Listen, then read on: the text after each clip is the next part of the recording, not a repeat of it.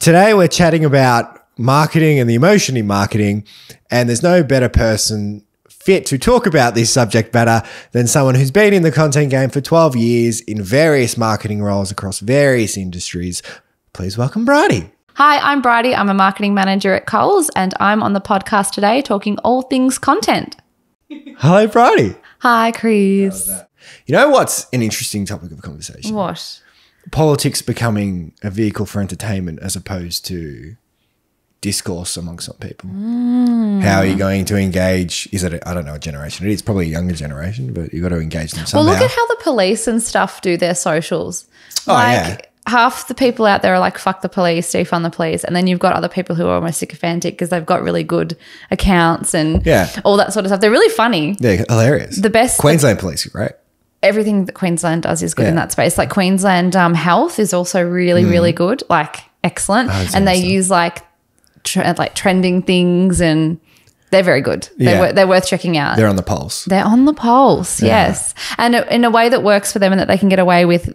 And I think their strategy must obviously be around engage people, meet people where they are, rather than like, giving them really serious information in, infographics and stuff. They've made it in a way that they can understand. Maybe they're listening to the audience and the platform, because there's a lot of times, agency side, you get a brief and you're just like, when's anyone going to watch this one? It gives me in-house vibes. It doesn't feel agency. I'm not saying, I'm just saying from my side of things. But it wouldn't be agency because the people that understand the business most are the ones that are going to live and breathing it every day. Yeah. Which is why I think if you are in an agency, you need to speak to client. It's like people who do creative, in my experience, need to speak to the people who are briefing stuff in there. Can't always just be a middleman person that manages the account in between, especially if you're doing rounds of feedback about something. No, because everything gets lost.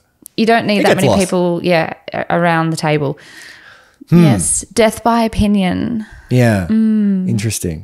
If I didn't say it already, we're talking about politics because today is the US election. One thing I saw, because I haven't seen any of the US coverage, but what they did on Channel 7 yesterday when they were hyping up I swear they've put more effort into this than they have in the Australian elections. Like on Sunrise and stuff? No, this was just an ad. Oh, an ad right? for the probably election. On Sunrise and stuff. Yeah, an ad for today's election, for the election day, all-day coverage. Do you think that they do that in America for when we're voting in our prime minister? I don't know. Oh, no. No. Like, absolutely not. Exactly. It's a bit over the top. It's a bit like, approve of me, big brother. Like, we got, what's her name, that hosts Sunrise, live from the White House. That's right. Michael Usher, across everything. We've got reporters in key states, and it's like, they've got them all over the place. Yeah, people are so invested. So that's why I'm like, if for Australians, obviously the outcome might affect us in some way. I'm not into politics that much. I don't 100% know you. I have, or American politics. Okay. I'm not. I like to have opinions and I like to stir people up.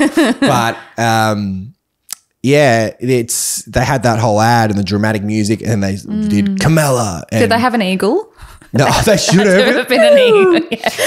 Like Kamala, and then the verse, and it was like Trump, and the shot of him was him with the arm with the blood on his face. The nice one. It was the patriotic one. Not an orange one. This is a whole drama. Yeah. Let's get these ratings. Interesting. I've noticed with her, lots of the stuff is her looking up into the distance, future, That's forward. Exactly what it was with her. And his is the more angry kind of fight. Let's fight, Yeah, which is probably, indicative of their kind of narratives that they're going with. She's, we'll move forward. And I think, who was it? Oh, just some small celebrity said something along the lines of like, she leads with, what is it? With calm, not chaos. Yeah. That's sort of, I think, what she's going for. But Trump, his is all about fight for what, what are your values? Yeah. Fight for status quo, or fight for the life that you're familiar with leading. I guess for some people, the idea of change in the future is quite scary, and I think that his kind of policies might appeal to that.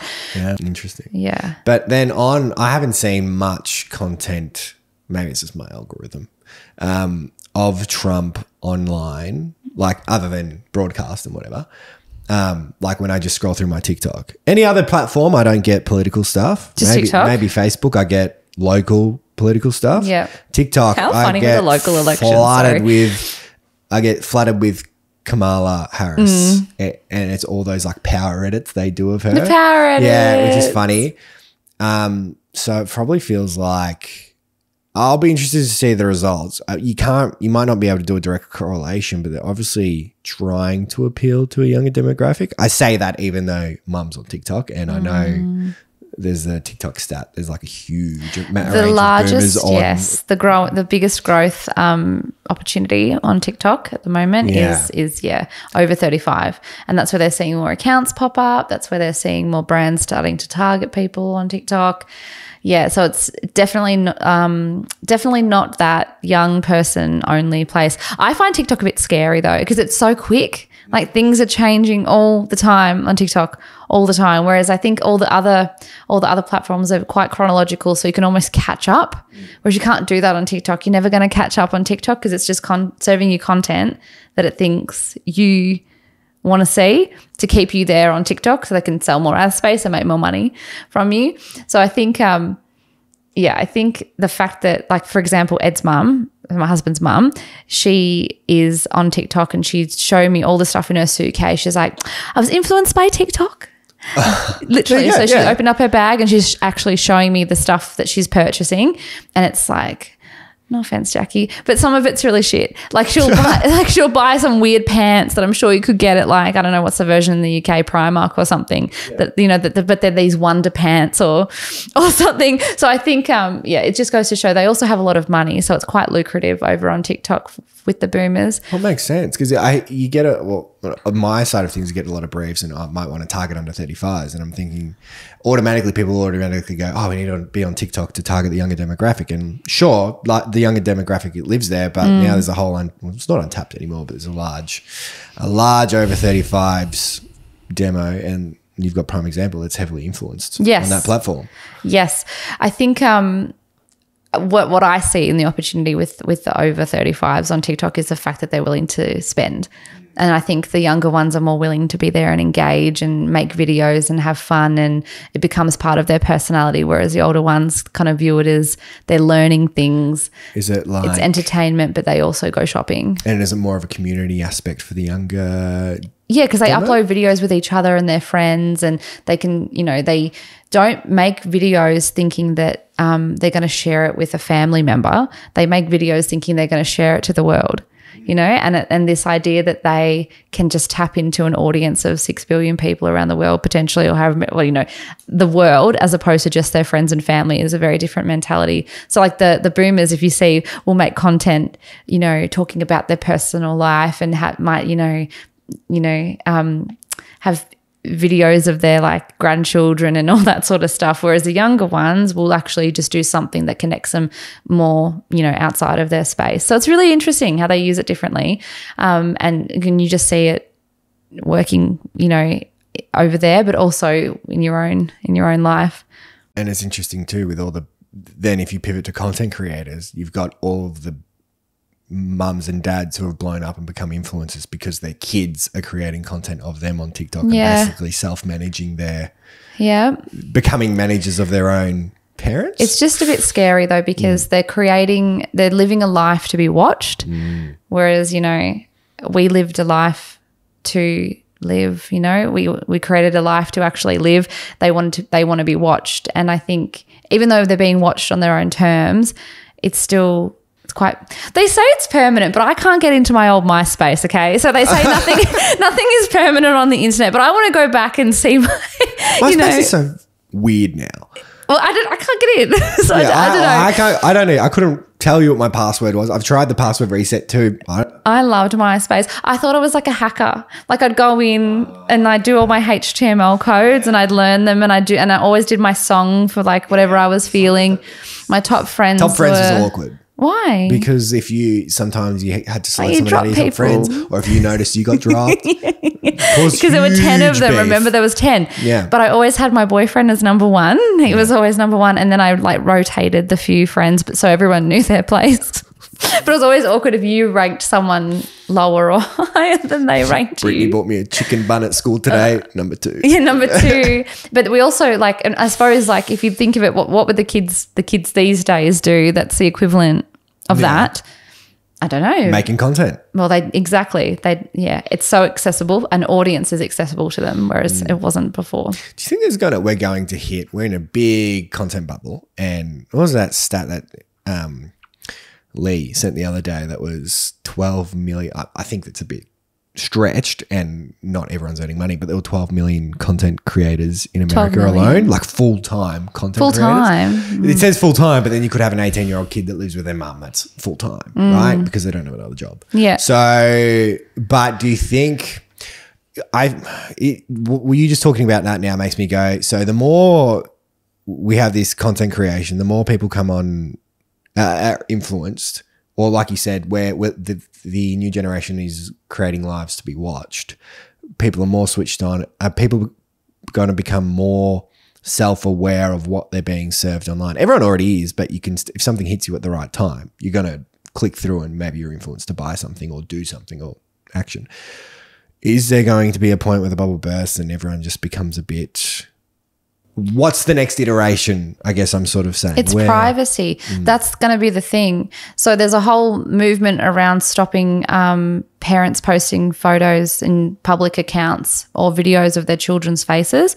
If you think about also generational differences, it's quite rare that, say, millennials and Gen Z would post, because Gen Z are having children, would post any naked photos of their babies anywhere on the internet, right? But there's a whole genre from the boomers. I think her name's Anne Geddes, and it was like naked babies in like with holding apples and in beautiful like position, like babies in vases. And in the 90s we had them everywhere. They were just like, I think I remember this. Yeah, they were like these, but like, and the babies were naked, right? And it wasn't seen as a thing. Whereas now, because we have so much more access to, understanding, there are predators out there, that the dark web exists, your child, there's AI that could, use your child's face on a body as well. So I think privacy will be the big thing, I think, because there's lots of movements around protecting children's faces because of AI and the dark web and all that sort of thing. So I would be more, I don't think it's like we're running out of space or we're getting fatigued or anything like that from having too much content. It'll just be more,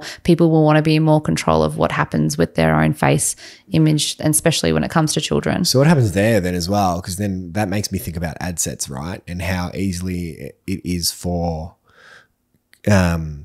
companies who have all this access to all this data of everyone's online profiles to target and get really granular about who they're targeting to send content to. Because that in itself feels like, you shouldn't know that much detail, even though we give that detail up.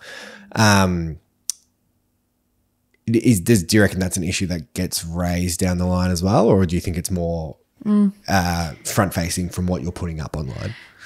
I have mixed opinions on this. If it's based on consumer behavior and it makes your life easier, I think it's okay.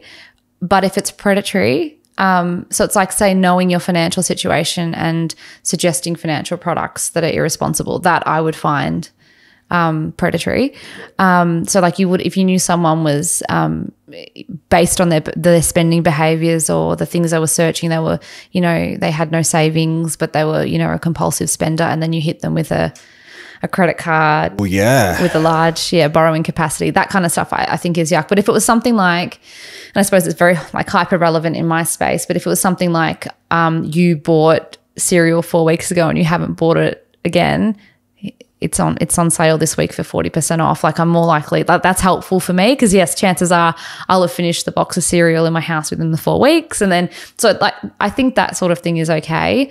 And especially, but I'm funny about faces too. Yeah. So I think what my behaviors are, and if you're targeting me and, wanting to make my life easier by looking at my behaviors, fine. But if you're doing something based on a perception of me, based on what we look like, that sort of thing, no. Yeah. And again, it's about stealing. And AI as a parent scares me a lot, because I don't like the idea of you can just type in anything you want with an image, and you could do kids' faces popping up on bodies. And it's getting worse and it's getting harder to distinguish. We actually made a video recently for a client, and one of the clips we used, we took a royalty-free image and then ran it through. I think I showed you the kid that blinks his eyes. Oh, yep.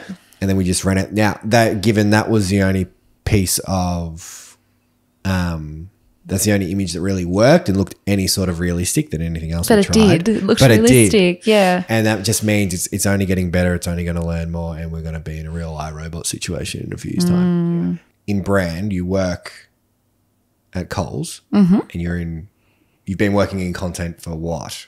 10, 12 years?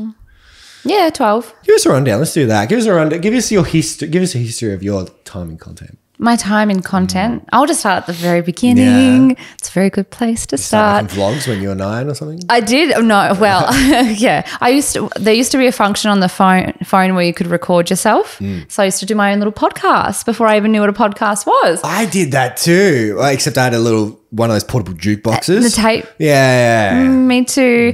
I never listened to them fully back though. I always got bored 10 minutes in. But yeah, I used to do that. So I've always been, obsessed with my sound and my own voice. But also, I think when I was at high school, I wasn't a bad student, but I wasn't studious. I liked to party and I was underage, but no, I like to have fun. I always just I didn't understand why everyone took everything so seriously at school, because I did well, right? I didn't have to try. If I had to try, it would have been okay, but I got away. Okay. I got away with everything. Like school was easy for me, apart from maths. I haven't passed a year 9. That was my last pass of maths, was year 9. Well, did we have to do math the whole way through? I can't remember. And so I dropped it. So you dropped it. Yeah, that was I copied my friend in year 11 and 10 and 11, and then I didn't do it in year 12. So my last one of my own brain was year 9. So I just say I have a year 9 maths pass. But language, not languages, I wish languages, but like English and stuff was always my thing. And I did English lit in year 11 without ever reading a book. Shit. So I watched the movies. God damn. Fuck. But wouldn't you miss out on the whole chunk that's in the book? Yep. Oh, good. My point was I was just plodding along. I didn't really know what I wanted to do. I think I wanted to do midwifery or be a teacher. They were the two areas I wanted to do. Then one day up on the wall at school, there was do you like debating? I'm like, yes. Duh. And it was like, do you like public speaking? I'm like, yes. And it's like, do you like writing? And I'm like, yes. And I was like, ding, ding, ding. And they were like, apply for public relations at RMIT. The only thing I knew about public relations was Samantha from Sex and the City, and it looked fun. The idea of being someone's publicist and that lifestyle seemed really interesting. So I was like, okay, I'll go. I put public relations at RMIT as my number 1 preference for my ATAR, whatever it was, and then I did teaching. Then I did mid. Anyway, I got into all 3. And then I got offers for all 3, and then I went with RMIT, and then the rest is history. And when I was at RMIT, I quickly learned that I didn't want to do PR because you had to lie. And it wasn't about so much like white lies. It was like, I have this memory from when I was 15. I worked at Diva, which is Colette or Lavisa or whatever you want to call them. Yeah, it would have equivalent to Lavisa. Okay. And I had to sell a lip gloss to an old lady. Oh.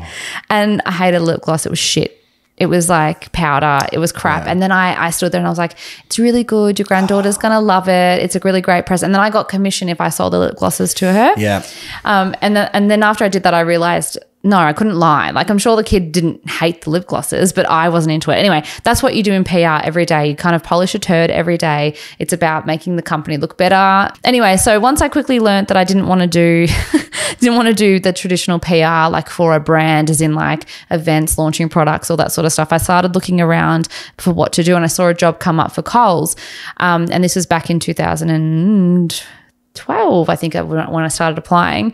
And the job was for their new social media team, and it was to be in their social media team responding to customers. Now, the ad read like a marketing job. When I got there, and I got accepted into the role, it was a customer care job.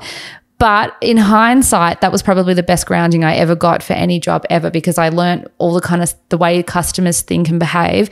I left Coles and then I went to a place called Census, and you might remember Census from the Yellow Pages. They were the company that owned the Yellow Pages, the White Pages. They owned True Local as well. Anyway, I started there as their content marketing and social media specialist. I had a really great boss there at the time. Her name was Kath, and she was great. She was great mentorship. She just offered a lot in that space, and she was a journalist. So she was a communicator at heart. And I think to do content, you need to be able to communicate properly.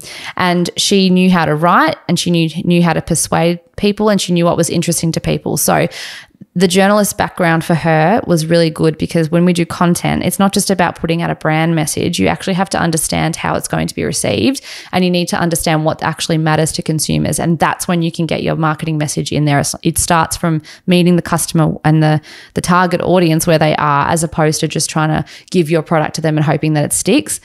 And when I was there, one of the best things that we did was start integrating our customer stories into our marketing.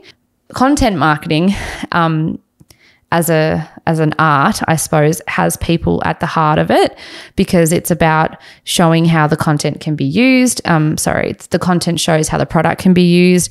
It's more than just buy this product, because traditional marketing is all about price, impulse, all that sort of stuff. Whereas content marketing gives you a bit more time. It's in the funnel, it's more consideration, spend longer trying to convince someone about how their product could do X, Y, Z for them. So bringing the customer back into it showed how their product was helping people in the real world, et cetera, et cetera. It did the job for it. We were able to show and not tell what was going on by purchasing a product with Census and Yellow. I moved on from there and I went to a United Petroleum for a bit, and I kind of broadened out my my skill set. So I did digital marketing it was a generalist position. I'd mastered social at the time, and social back then was different to what it is now.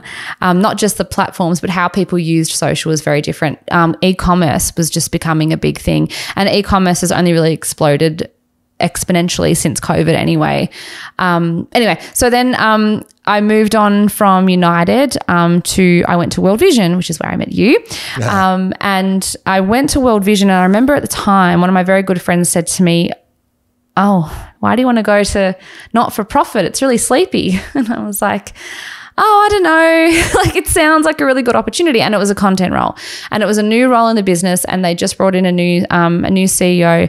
CEO? No. Well, they had a new CEO, but also a new CMO. Who had come from, I think, more of a commercial background than an NFP background. And again, that was very new for not-for-profits to have leadership that weren't from the not-for-profit sector. So that kind of, corporate thinking was brought into a different environment, which was how the teams were built out. What the structures that they set up in terms of the teams and the kind of delivery teams that were available within in-house at World Vision were quite strong. And I think it's the power, we're quite well resourced really in hindsight, coming from corporate now, where there is so much more money than in not-for-profit, and the way that we are structured and the way we had people in-house doing the things is very different. Do you think that was a forced thing just because it was a non-for-profit and there's not as much money to throw around? Yeah. Because that's one of the things I found, because World Vision was probably my first real proper corporate gig. The one before was a bit of a shit show. But this was my first one. And then, so I just thought, every company is in creating in-house creative teams and studios and stuff like that, where it's not necessarily the case. Yeah. The in-house team, no, I don't think that big companies are frivolous with their money by not having in-house teams. I think it's just a different way of operating. I don't mean frivolous. I just mean they've got more money to play with, more budget. Yes, but the big companies are also tied in with agency structures, and there's a lot, the legacy agencies in the majority of cases as well, which is where we see which is great in lots of ways, but for new mediums and stuff, it can be a bit challenging. But yeah, at World Vision, you're very correct in that they didn't have any big legacy agency partnerships or anything like that. I think they did in print. I think that was the one that they had, was in print. And there wasn't for digital, and there certainly wasn't for creative, and they had capability in-house to do the things that they needed to do as well. And so I led the team there that did the production. So I did content and content planning, which was everything from strategy. So basically I'd come up with the strategies that would fit the marketing briefs, but also the always on brief of the business. And then I would outwork those strategies with my team. So I think at the end I had content curation reporting into me, which was librarians, basically content librarians. So we'd either go out and make our own content, which was you guys, or we'd use the library and build from there, or we'd use an agency partner to go out and film stuff. But I know that you did a lot of that towards the end as well. But what got me most about that time was because it was so lean on resource, you kind of had to make the most, and you had to be a good steward of money. Steward of money, which is why we were able to play around under Scott's leadership. We were able to play around with different content capture methods as well. So changing things up a little bit in terms of how we filmed. And that experience there led me to be, I guess, something that I'm quite proud of. And what I do at Coles is we do have the legacy agency partners set up as well, but I've got knowledge.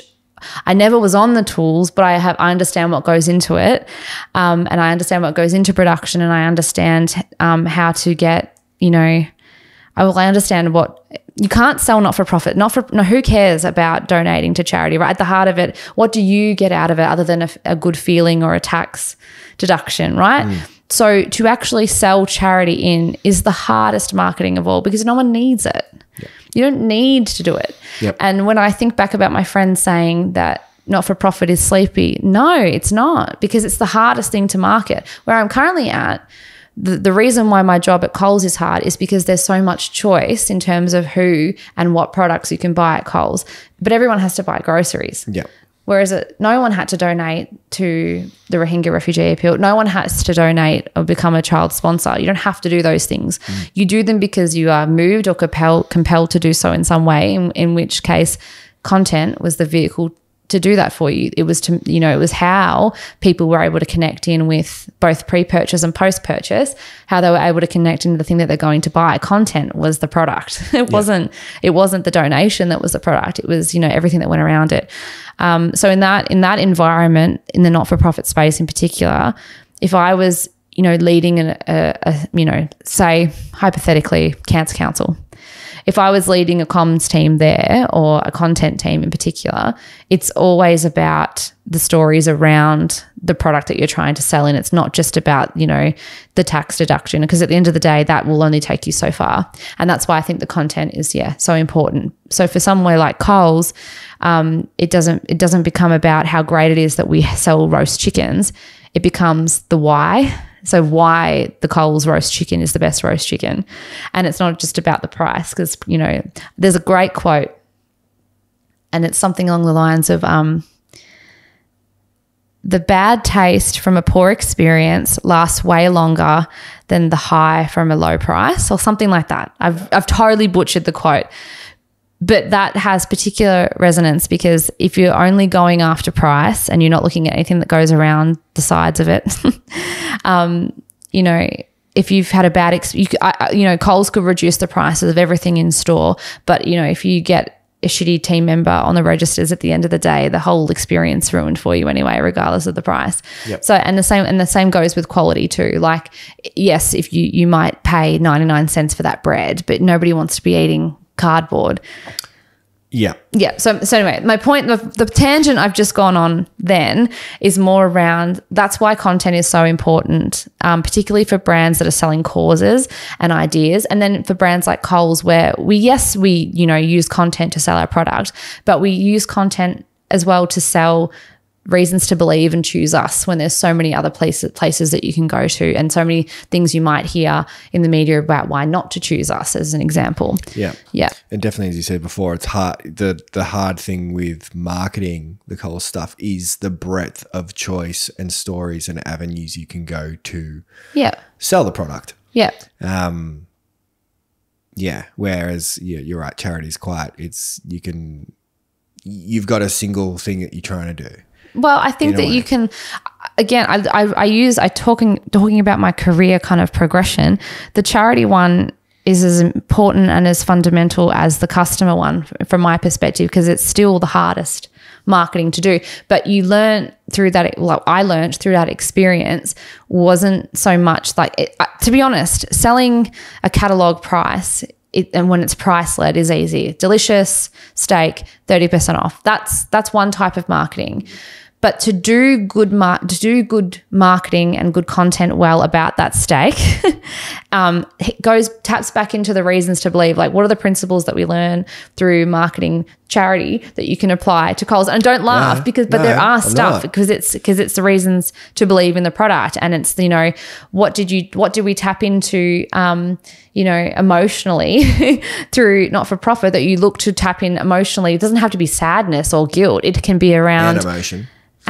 Yeah, it can be. It's like it can be around joy as well, or taste being a good thing. Well, I know you do that big at Christmas time with the Christmas campaign. It's all about tapping into the happy, warm, family, fuzzy. We don't do it here with the big campaign anywhere as good as what the UK does. Have you seen the UK ads? Yeah, it's that big brand. Isn't it every year they release? There's this reel of UK ads. It's like 10 minutes long on YouTube, and they have them all. They're really good. Marks and Spencer's, Waitrose, like all of those big supermarkets and all their big department stores do really, really good ads. And Aldi here, they spin it the other way. Everyone goes for warm and fuzzy. Aldi, one year they had Darude Sandstorm, and it was and the fighting with the prawns. Yeah. They go the other. They flip it. No. Aldi's marketing is very good because it's fun, and they don't pretend to be something that they're not. They don't take themselves too seriously. They know that they do low prices. They know people aren't choosing them because they've got, you know, the highest cuts of meat. They know that. They know the primary reason people are shopping at Aldi is because of price. Affordability. And they play into it. Yeah, it's know your audience, right, at the end of the day. And the most recent campaign is not a sale. Yeah. That's a whole other topic. Yeah. So content as opposed to ads, which is sort of where I think what I've kind of pushed for a lot in my space now at Coles has been around. We learnt that you don't have to make big, beautiful, gorgeous ads all the time to be effective about your product or the feeling around your brand. We've found, you know, the World Vision example is a really good one. The highest performing content of the entire campaign is that for the one I'm thinking of, the split screen. It was a social execution primarily. Georgie. Was it that one? Georgie. What was that? That was Gifts That Last a Lifetime. That was it Gifts? Yeah, Gifts That Last a Lifetime. Well, that was the highest performing piece of content and it was content that was put on an ad. So when we make ads for social media, you shouldn't be thinking about let's make an ad. You should be thinking about let's put content out there. And for me, I look at, you know, all feeds for all brands, and I don't want to be able to tell whether it was an ad made by an agency or if it was made by a content creator that they've got in-house. It has to look the same and it has to look like content. Mm-hmm. So yeah, we're kind of, I think the future for content is around, I think the future for advertising is about making content the ad now. And I think that we'll see a decrease in the big, shiny, glossy productions. Yeah. One thing I was thinking about on the drive here that I wanted to talk to you about is the art of the jingle. Right. Funny you say that. Yeah. Because I can remember. That's going to be the game. You name it and I'll be able to sing it. Let's do that now. We can. Was that really the game? Yeah. All right. Well, let's play this game. I'll start. They're just on the phone. Okay. There's only 4. So there's like 4 of them and there's a little swoosh between each one. Okay. So you can differentiate. I'm on it. I'm ready. I've got to play it into the microphone though. Mm-hmm. This is going to be awkward. Oh, that's Carlton, KFC. 1-3-5-5-0-8. Oh, that one's Qantas. 1-3-0-0-6-5-5-0. What's that? Oh, you're so close. 1-3-0-0. I don't know. You got the number right except for the last digit. 06. Yeah, 06. 1-3-0-0-6-5-5-0-6. What is it? Reading and writing hotline. Aha! It's a national reading and writing hotline. I got them all though. You got them all? Yeah. Yeah. Even that one, I was like, I'll get you to finish the number, and you did it yourself. Yeah. Yeah. Give me more. Let's do it. I did 4 and I'm like, because with others you do 4 and I'm like, I don't think we're going to be playing this for a while. And I gave you the Qantas one because you love the Qantas one. I love that ad. I think that's great. Oh, they're great every year. And when they went and that, what I liked the Qantas did, which I thought was really good, and I wish World Vision did it with Jetstar, but they did the safety messages in the different locations and all that sort of stuff. They do it every year. They're great. I love it. And there's always a new theme every year. They do really good ones, and all the international flyers do them well, but I don't know. You watch this Aussie one and you're like, yeah. Okay, more. You know what? Actually, we've got a Dropbox of jingles. If I just pull that up, then I can play a couple more. Hold on. Beer ads are really interesting, actually. Beer ads are interesting. Yeah. But, well, here's the thing, because you got Carlton straight away off the bat. Yeah. But could you name another one right now that you could think of? VB's easy. No, the one... I'm bad with names, but it's the one they go to the creek and the guy goes in and he comes out with a beard. Oh, yeah, I know that. The ad. It's not Tui's, is it? It could be Han, Tui's, one of them. But say it's not as... And there's something there, but it's not as... I think there's something here where there's like jingles are strong, whether it's a song that you can tie to a brand. There's an art to tying a song to the brand and a brand of the jingle. And I don't think it's not as strong these days. I mean, KFC is a great example of a modern one. You don't see them as much around these days. Anyway, I want to get to that topic next. 1 3 6 5 6. Okay, we've got different random groups of stuff. Some are jingles, but some are just moments of an ad that you'll be like, all right, I'm ready. Oh, you should know this one.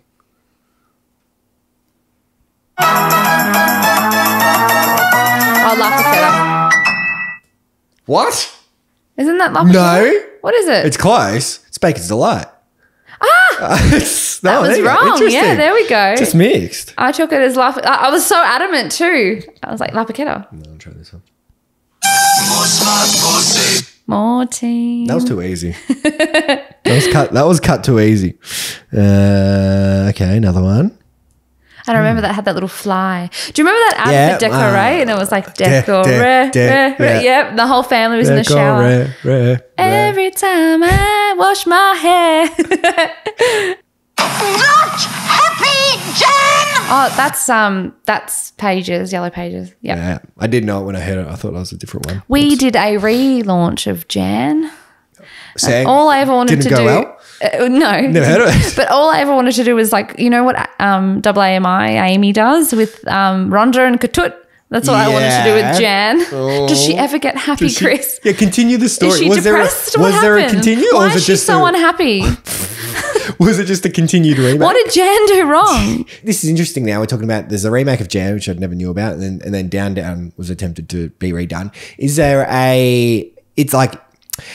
the sequel's never as good as the first. Very rarely. Oh, no. Have you seen Mamma Mia 2? Very rarely. Have you seen Shrek 2? Great. It's fantastic. Yeah. So there is this thing, the sequel's not better than the original, but there are certain exceptions. Is that a thing? Is there when brands, because I feel like brands for the longest time go, no, we're not going to remake it. We're not going to remake it. We're not going to do this. And then there's such like the customer base is always like, bring it back. What happened to it? Blah, blah, blah. Does that need to be ignored sometimes? Is nostalgia stronger than the actual impact it's going to have in that time? Great question. Yes and no. Very political of me. Nostalgia always does well, because you're making someone feel something. Yes. And it's a memory, but it's not just a memory. It unlocks, yes, how they felt at a time when the memory happened. And nostalgia is a positive memory usually.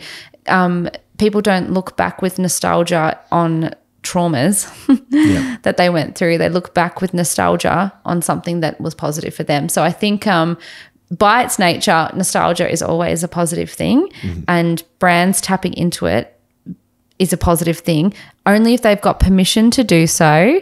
So, and what I mean by permission isn't, can I please do this? It is the brand in a position where it will be received well because people are okay with the brand. So you need to have, you need to have had something in the first place that made people feel something positive, and then you need to have the permission to do it now because your brand is still strong to do it. Yep.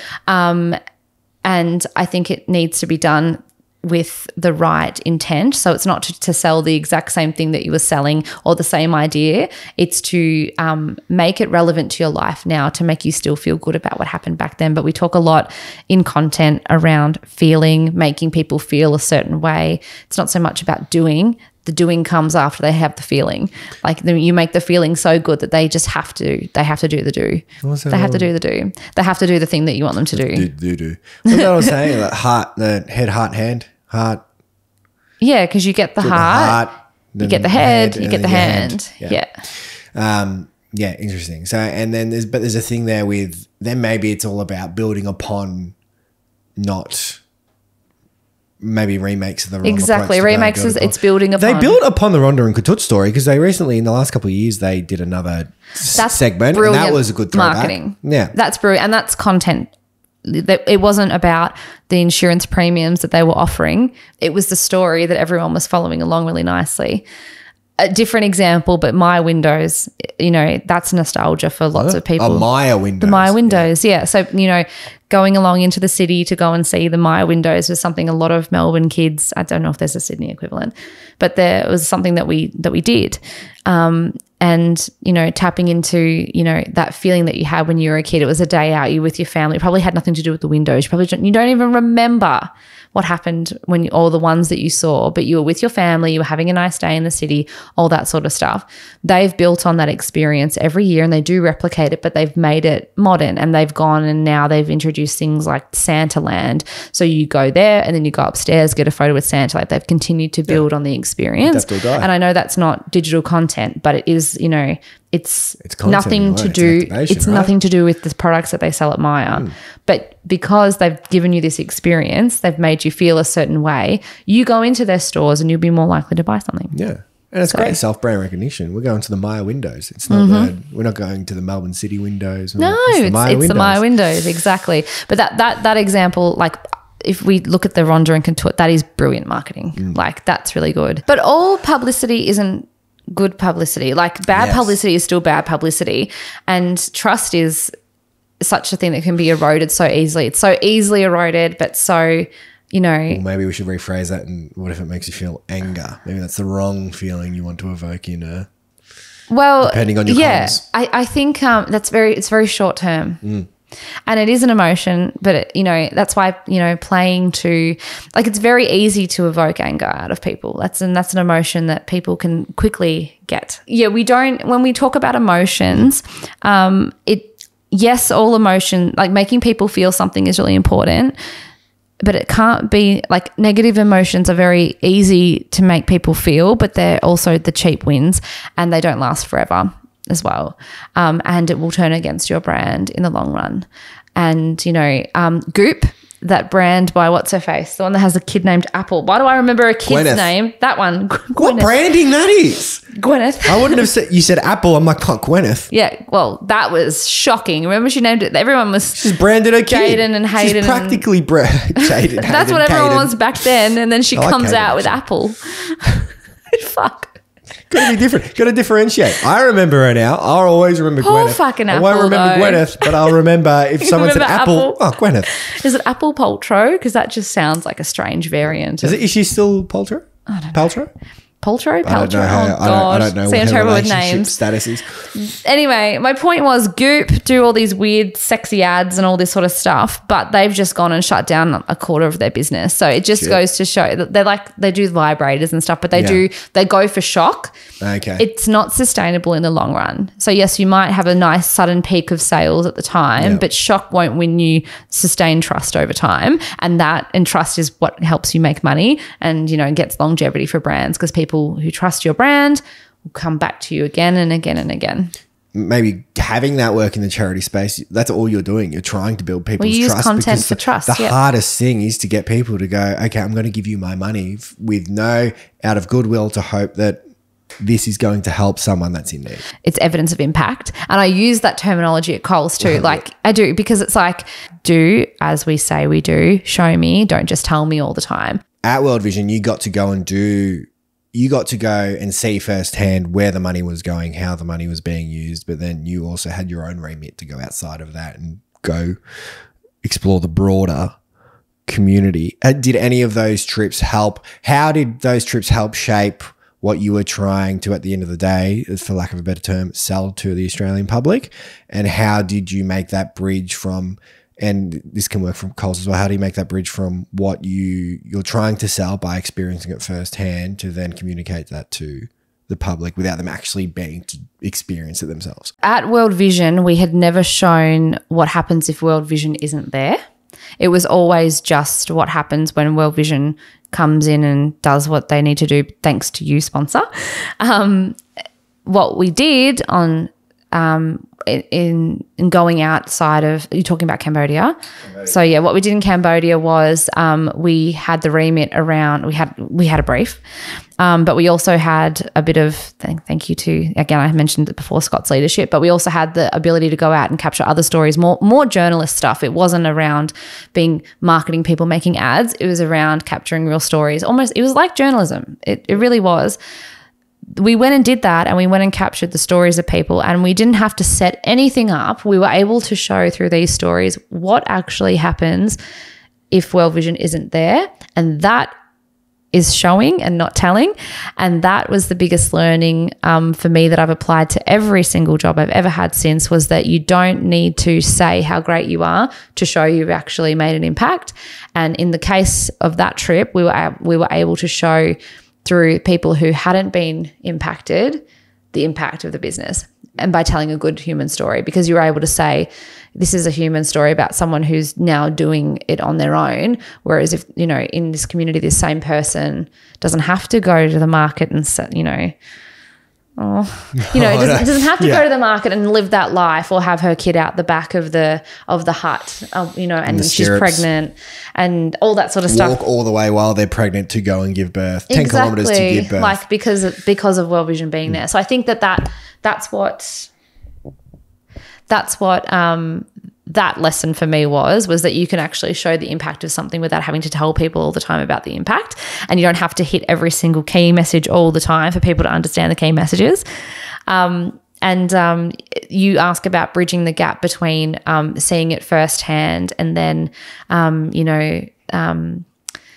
people believing it when it comes out of a marketing message. The way we do that is through trusted people and leveraging people who've got their own trust. So in my case, no one's going to listen to me because I'm not an influencer. I'm not a celebrity. Like, I haven't got mass reach, but also mass brand trust. So in that case, it's always great to sell messages in through trusted voices, which are people in, like content creators or influencers or celebrities or ambassadors that do have that brand equity, and that your brand can leverage that. So I think in the World Vision space, if we're talking about mass reach marketing campaigns, the ambassador ones were very strong for that.